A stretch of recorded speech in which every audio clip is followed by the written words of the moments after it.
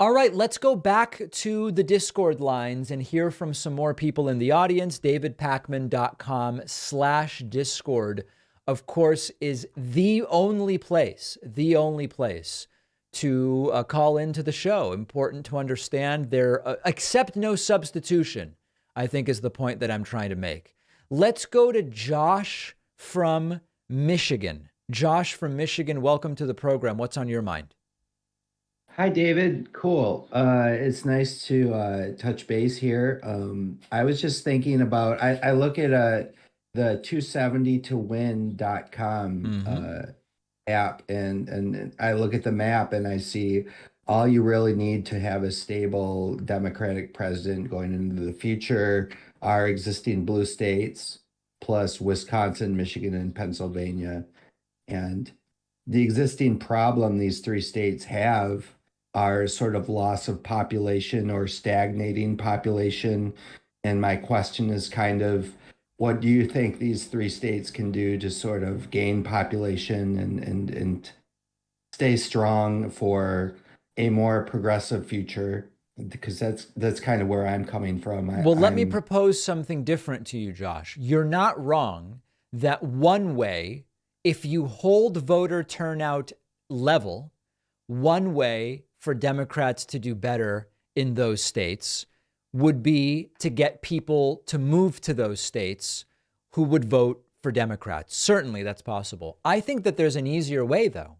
It's much easier to get an existing Wisconsin resident who doesn't care enough to vote to go and vote than it is to get someone from like Connecticut to move to Wisconsin. Do you understand the point I'm making? Yeah, that makes a lot of sense. In other words, you have the voters. Both parties have the voters to win because voter turnout is so pathetically low in the United States. I think it's far easier to convince existing Wisconsinites and Michiganders, or whatever the right term is, to just go and vote rather than to try to get people to move there. And the truth is, getting people to move somewhere depends on so many things really beyond our conversational control. You can convince people to vote just through a conversation about why it's important, and it doesn't require them to sell and buy a new house, find a job, rent a U-Haul, or any of those things. So I think the focus should be not on getting people to move to these key states, but just activating voters. I will say one other thing, just because you brought this up. One of the real questions about 2024 is, okay, so whether it's Trump Biden or Biden DeSantis or whatever, if we start with the 2020 map, we then have to say, what is the path for Republicans to win?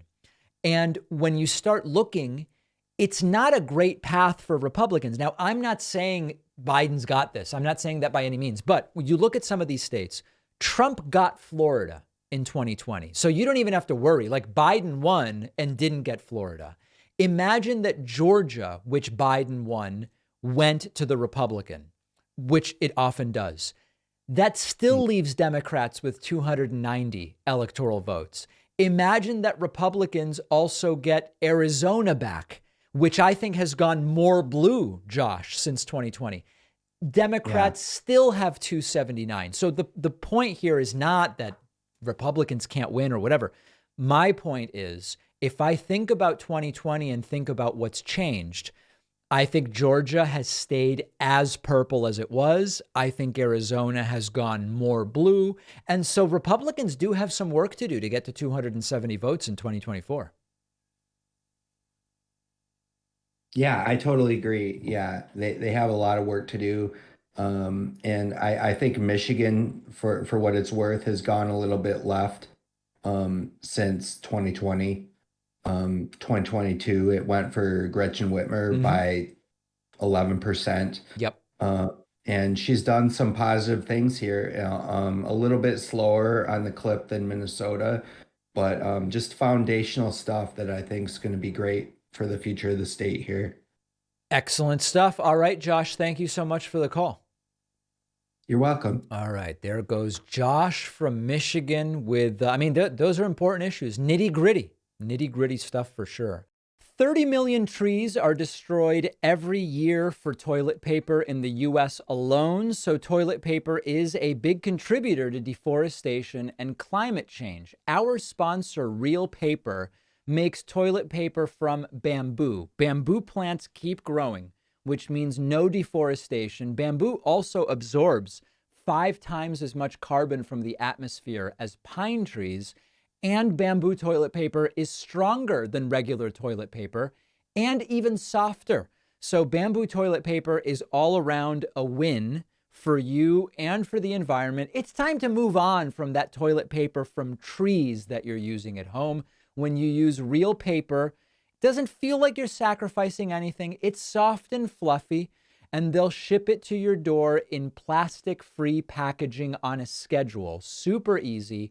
With every box of Real Paper you buy, they are funding reforestation efforts across the country through their partnership with One Tree Planted. So unlike the toilet paper that cuts down trees, Real is helping to actively plant them. Go to realpaper.com/Pacman and use code Pacman for 30% off your first order and free shipping. The link is down below.